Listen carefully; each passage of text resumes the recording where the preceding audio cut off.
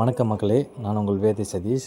இந்த வாரம் எந்த வீடியோவும் போஸ்ட் பண்ண முடியல. ஏன்னா எங்கேயும் நான் போகலை, அந்த வீடியோ ஷூட் பண்ண முடியல. பட் ஒரு 2 நாளைக்கு முன்னாடி லோக்கலில் எங்கள் ஊர் ஜிஹெச்சில் ஒரு சின்ன சர்டிஃபிகேட் வாங்குறதுக்காண்டி போயிருந்தேன். ஃப்ரெண்டு ஒருத்தர் கேட்டிருந்தாப்புல, அதுக்காண்டி நான் போயிருந்தேன் அதை விசாரிக்கிறதுக்காண்டி. அங்கே ஒரு சின்ன விஷயம் நடந்துச்சு, அதை உங்கள்கிட்ட ஷேர் பண்ணலாம் அப்படின்னு சொல்லிட்டு தான். ஒன்றும் கிடையாது, அங்கே ஒரு 10 மினிட்ஸ் தான் மேக்ஸிமம் உட்காந்துருப்பேன். அங்கே வந்து பார்த்திங்க அப்படின்னா என் ஃப்ரெண்டு ஒருத்தர் வந்தாப்புல. அவர் கேட்ட, என்ன ப்ரோ இங்கே இருக்கீங்க அப்படின்னா, இல்லை மச்சான், இது மாதிரி தங்கச்சி குழந்த பிறந்திருக்கு, அதனால தான் பார்க்க வந்தேன் அப்படின்னு சொல்லிட்டு ரொம்ப சந்தோஷமாக இருந்தாப்புல. மிட்டாயெல்லாம் கொடுத்தாப்புல. நானும் 2 மிட்டாய் வாங்கிட்டு பக்கத்தில் உட்காந்துருந்தேன். சரி மச்சான், வாழ்த்துக்கள், பத்திரமா பார்த்துங்க அம்மா 2 பேரையும் அப்படின்னு சொல்லிட்டு சரின்னு கிளம்பிட்டாப்புல. இந்த பக்கம் பார்க்குறேன், அடுத்த ஒரு 2 செகண்டில் இன்னொரு ஃப்ரெண்டு ஒருத்தர் வராப்புல.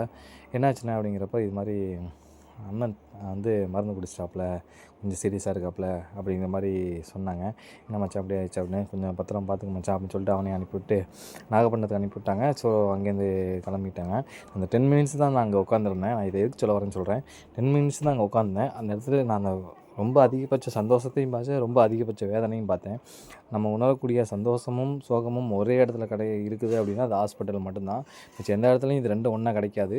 ஒன்று சந்தோஷம் கொஞ்ச நாள் இருக்கும், கொஞ்ச நேரம் சோகம் இருக்கும். பட் இது ரெண்டையும் ஒரே நேரத்தில் நம்ம உணரக்கூடிய ஒரே இடம் வந்து ஹாஸ்பிட்டல் மட்டும்தான். நான் இன்னொரு விஷயம்னு சொல்ல நினைக்கிறேன். இங்கே நிறைய பேர் வந்து நிறையா மக்கள், நிறையா ஃப்ரெண்ட்ஸ், எல்லாருமே எடுத்துக்கலாம். எல்லாருமே என்னென்னா, கோயிலுக்கு போனால் எனக்கு இதை கொடுங்க, அதை கொடுங்க, பணத்தை கொடுங்க, நகையை கொடுங்க, ஒரு சில விஷயங்களை கொடுங்கன்னு தான் நம்ம வேண்டுறோம். ஆனால் என்னையை பொறுத்த வரைக்கும், நான் வேண்டக்கூடிய ஒரே விஷயம், எங்கள் வீட்டில் உள்ள யாருக்கும் எதுவும் ஆகக்கூடாது, ஹாஸ்பிட்டல் போகக்கூடாது அப்படிங்கிற மாதிரி தான் நான் வந்து நினப்பேன். ஏன்னா மிச்சம் எல்லாமே நமக்கு ஆட்டோமேட்டிக்காக எப்படி இருந்தாலும் வரதான் போகுது. பட் இந்த விஷயத்தை நம்ம வந்து கால்குலேட் பண்ணி, அதாவது ஹாஸ்பிட்டல் போனோம் அப்படின்னா நமக்கு பல பிரச்சனைகள் வந்துடும். ஒரு பிரச்சனையை நம்பி நம்ம போனோம் அப்படின்னா பல பிரச்சனைகள் வந்துடும். பட் அந்த ஒரு விஷயம் மட்டும் நமக்கு நடக்காமல் இருந்துச்சு. அதாவது ஒரு இயருக்குள்ளே ஒரு 2 டைம் 3 டைம் போகிறதுங்கிறது யூஸ்வலு. நம்ம மாதத்துக்கு 2 டைம் 3 டைம் போகிறதுங்கிறது அன்யூஷுவல் மாதிரி தான் இருக்குது. ஸோ முடிஞ்ச அளவுக்கு நீங்கள் கோயில் போகிறீங்க, வேண்டுறீங்க அப்படின்னா கண்டிப்பாக எங்கள் குடும்பத்தில் உள்ளவங்க எல்லாம் நல்லா இருக்கணும், ஹாஸ்பிட்டல் போகக்கூடாது அப்படிங்கிற மாதிரி மட்டுமே வேண்டுங்க. மிச்சம் எந்த ஒரு வேண்டுதலும் நீங்கள் வைக்க வேண்டாம். கண்டிப்பாக அது உங்களுக்கான விஷயம், உங்களுக்கான தேடி தான் வரும். கண்டிப்பாக உங்களை தாண்டி எங்கேயும் போக போகிறதில்ல. மோஸ்ட்லி ஹாஸ்பிட்டல் போகாமல் எல்லோரையும் தைரியமாக பார்த்துங்க. நாட்டு மருந்துகளை வாங்கி சாப்பிடுங்க. நம்ம இயற்கையாக உள்ளதை சாப்பிட்டோம் அப்படின்னாலே பல பிரச்சனைகள் சரியாகும். அதுபோக தண்ணி ஒரு நாளைக்கு 3.5 லிட்டர் குடிக்க சொல்லியிருக்காங்க. நம்ம யாருமே அதை வந்து செய்கிறதே கிடையாது.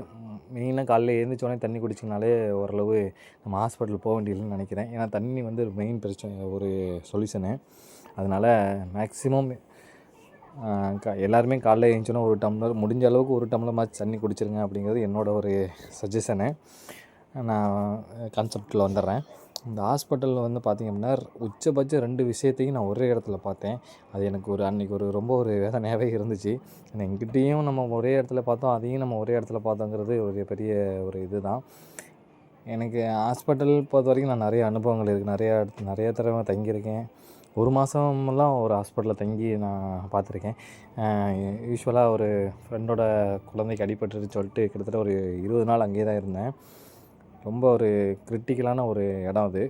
நம்ம காசு செலவாகுங்கிறது அடுத்த விஷயம், ஆனாலும் நம்ம உடம்பு ரெடியாகி வர்றதுக்கு பல விஷயங்கள் ஆகிடுது. நம்ம அசால்ட்டாக வந்து வண்டி வேகமாக ஓட்டி போய் கீழே விழுந்து நமக்கு ஆக்சிடெண்ட் ஆகிடுது. நிறைய விஷயங்கள் நம்மளால் தான் நடக்குதே தவிர விதி எதுவும் கொண்டு வரல. அதை நம்ம கொஞ்சம் சரி பண்ணிக்கிட்டு சரியாக இருக்கணும் அப்படிங்கிறத நான் நினச்சிக்கிறேன். ஹாஸ்பிட்டலை பொறுத்த வரைக்கும் நமக்கு பல விஷயங்கள் இருந்தாலும், டாக்டர் வந்து நம்ம பார்த்துட்டு செக் பண்ணிட்டு சொல்லிட்டு போயிடுவாங்க. பட் நம்மளை கண்குள்ளேயே வச்சு பார்த்துக்கிறது அங்கே உள்ள செவிலியர்கள் தான். அவங்கள வந்து நான் ஹேண்ட்ஸ் ஆஃப் பண்ணுறேன். கண்டிப்பாக அவங்கள மாதிரி ஒரு உன்னதமான பிறவி இங்கே எங்கேயும் கிடையாது. ஏன் சொல்கிறேன் அப்படின்னா, இப்போ ஒரு டாக்டர் இருக்காங்க அப்படின்னா, உனக்கு என்ன பண்ணுது அப்படி, இப்போ ஒரு சர்ஜரி பண்ணுறாங்க அப்படின்னா, சர்ஜரி பண்ணிவிட்டு அவங்க வந்து அந்த ஐசியூ வார்ட்லேயோ இல்லை பெட்லேயோ அவங்க ரெடி பண்ணி சேர்த்துட்டு போயிடுவாங்க.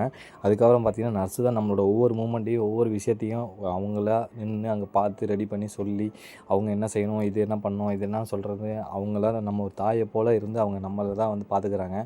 ஸோ அவங்களுக்கு ஒரு பெரிய சல்யூட்டு. அவங்க நிறைய இடங்களில் வந்து அவங்களுக்கு வந்து ஒரு மரியாதை கிடைக்க மாட்டேங்குது. அவங்களுக்கான ஒரு அங்கீகாரத்தை நீங்கள் எல்லோரும் மக்களாக நம்ம தான் கொடுத்தாகணும். கண்டிப்பாக நர்ஸ் அப்படிங்கிறது நம்ம ஹாஸ்பிட்டலில் சேர்ந்தோம் அப்படின்னா நமக்கு ஒரு தாயாக அமைகிறாங்க. ஸோ அந்த இடத்துல நமக்கு ஒரு தாயாக தான் இருக்காங்க. ஸோ முடிஞ்ச அளவுக்கு நர்ஸு வந்தாங்க அப்படின்னா, பஸ்ஸில் இருந்தாங்க அப்படின்னா இடம் கொடுங்க. ஒரு சில விஷயங்களுக்கு அவங்களுக்காண்டி பண்ணி கொடுங்க. நம்மளால் முடிஞ்ச உதவி அவங்களுக்கு பண்ணி கொடுங்க. கண்டிப்பாக அவங்க இல்லைன்னா நம்ம பல இடங்களில் நம்ம கிடையாது. நம்மளோட விஷயங்கள் கிடையாது. அவங்கள்ட்ட ரொம்ப பொலைட்டாக பேசுங்க. ரொம்ப வந்து இது ஹார்ஷாக பேசுகிற விஷயம், ஒரு சில விஷயங்கள் நடக்குது, அதெல்லாம் பண்ண வேண்டாம். இந்த மேலே உள்ள பிக்கில் கொடுத்துருக்கேன் பாருங்கள். ஆக்சுவலாக டாக்டர், நர்ஸ், பேஷண்ட் இருக்க மாதிரி பக்கத்தில் வந்து நர்ஸ் வந்து அந்த சிரிக்கிற சிம்பிள்லேயும் இருக்குது, அது பக்கத்தில் சோகமாக இருக்க சிம்பிள்லேயும் இருக்குது. அது போக நர்ஸ் வந்து பேஷண்ட்டை எப்படி பொலைட்டாக பேசுகிறது அப்படிங்கிற ஒரு சிம்பிளையும் நான் அதில் அட்டாச் பண்ணியிருக்கேன். இந்த ஒரு பிக்கு வந்து பல பேரோட மெமரிஸை வந்து கொண்டு வரும்னு நான் நம்புகிறேன். ஏன்னா இது வந்து நான் ஒரு கூகுளில் வந்து பிக்சராக தான் எடுத்தேன். பட் இதே விஷயம் நிறைய பேருக்கு நடந்திருக்கும், நிறையா கனெக்ட் ஆகும். கண்டிப்பாக மனித கடவுள் அப்படின்னு சொல்லப்போனால் நர்ஸ் மட்டும்தான். முடிஞ்ச அளவுக்கு அவங்களுக்கு கொடுக்க வேண்டிய மரியாதை மக்களாகிய நம்ம கரெக்டாக கொடுத்தாகணும். ஸோ அதுதான் உன்னதமும் கூட. அதுபோக உங்கள் குடும்பத்தில் உள்ள அனைவரையும் நீங்கள் நல்லபடியாக பார்த்துங்க. ஹாஸ்பிட்டல் போகாத அளவுக்கு நீங்கள் பார்த்துங்க. இயர்லி 3 தடவை 4 டைம் போகிறதுங்க யூஸ்வலு. பட் நிறையா டைம் போனால் அது வந்து ரொம்ப கஷ்டம். ஸோ ஊசி அது இதுன்ட்டு நிறைய விஷயங்கள் இருக்குது. முடிஞ்ச அளவுக்கு உங்கள் குடும்பத்தில் உள்ள நீங்கள் பார்த்துங்க. பார்ப்போம் மக்களே, நெக்ஸ்ட் வீடியோவில் பார்ப்போம்.